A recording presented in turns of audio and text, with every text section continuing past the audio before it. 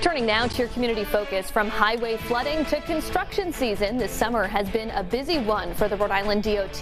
Joining me now, DOT Director Peter Alviti. Thanks so much for your time. Hi, Kim. How you doing? I'm doing well, thanks. So I want to speak with you about the flooding that we saw earlier this month after some heavy rainfall on both Route 10 and Reservoir Ave in Cranston, which I know is partially state maintained. We've talked before about the flooding. You've blamed the drainage systems. This has happened numerous times. Why does it keep happening? Well, it's one of those legacy issues. It's like asking why we're fixing so many bridges, right? Because a lot of the system was just old, antiquated, and neglected for many, many years. In fact, 8 years ago, we didn't even have mapped where our drainage system was or what pipes were included. Well, during the last 8 years, we've taken care of that. We took a good inventory, we've got good mapping, we've got a good accounting of the condition of them. And during the last 7 years, we spent $140 million to make improvements to that drainage system. Now, there's still a way to go. We've still got a lot of places to correct. And with each major project that we do on roads and bridges, we're also at the same time making improvements to the drainage structures and the drainage system in that area.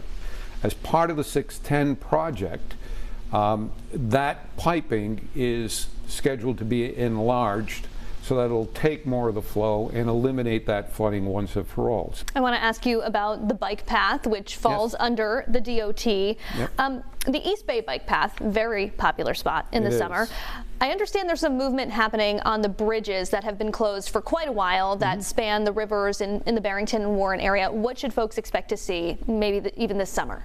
Well, this is a great year. We're finally able to move on that thanks to a $14 million grant that our senators and congressmen brought to Rhode Island for us. We're now in the phase where we'll be doing demolition of the old bridges this summer. During the last year, we did permitting and design. But during this year, we are moving into the construction phase. So you'll see demolition of the old bridges this summer, construction of the new bridges next summer. So within a year or a year and a half, you're going to see brand new bridges there replacing the old railroad bridges that were put there in the 1800s, I think. Let's talk about Route 37. Last week, you announced some federal grant funding, similar to what you were just talking about with the Barrington Bridge project. How is this funding going to help expedite the Route 37 construction project? Well, this is the third phase of construction projects on 37. We've got over 20 bridges along that entire route. On that project, we're going to eliminate at the end of 37 in Warwick a lot of unnecessary infrastructure that was put there with the foresight of someday extending 37.